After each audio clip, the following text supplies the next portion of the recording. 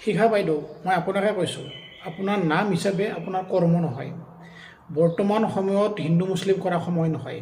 এইখিনি সময়ত যোনে যেনেকৈ পাৰে 1 টকা 2 টকা 10 টকা 100 টকা 1000 লাখ যেনেকৈ পাৰে বানপীড়িত অঞ্চলত সহায় কৰিব লাগে। আপুনি কেৱল হিন্দু মুছলিমত লাগি আছে। বদৰুদ্দিন আজমল চাহাবে দিয়া 2 কোটি টকা মানুহৰ যিমান মানুহৰ ঘৰে ঘৰে গৈছে, সেই ঘৰে ঘৰে যোৱা মানুহবিলাকৰ আশীৰ্বাদ বদৰুদ্দিন আজমল চাহাবে পাব, কিন্তু আপুনি নাপায়। কাৰণ আপুনি এতিয়ালৈকে 1 টকাও দিয়া নাই। আপুনি কিমান দিছে? দিব নোৱাৰে যদি সমাজত বিভ্ৰান্তি সৃষ্টি নকৰিব।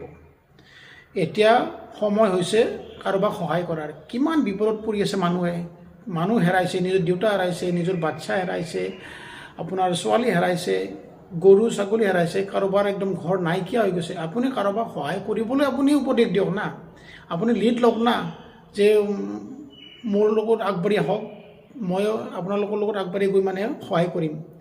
সৰু সৰু আমাৰ ফেচবুক ক্ৰিয়েটৰ, ইউটিউব ক্ৰিয়েটৰবিলাকে যিমান এতিয়ালৈকে মই দেখিছোঁ বহুতক সহায় কৰি আছে। আপুনিও আগবাঢ়ি যাওক না। আপুনি কেৱল হিন্দু মুছলিমত লাগি আছে। হিন্দু মুছলিম বুলি একো নাই। দান কৰিবলৈ, সহায় কৰিবলৈ এখন বিশাল অন্তৰৰ প্ৰয়োজন।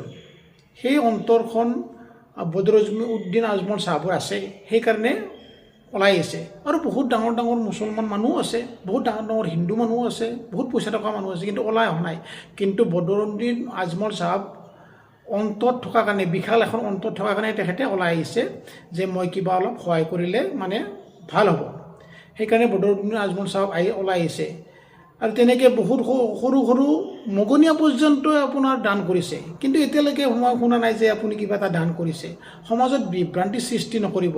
সমাজখন আগবাঢ়াই লৈ যোৱাৰ কাৰণে আপুনি কাৰোবাক ভাল উপদেশ দিব। এইখিনি সময়ত আপুনি এইবিলাক ক'বলৈ নাহিব বাইদেউ। আপোনাক সকলোৱে আপোনাৰ মুখত থু মাৰিব।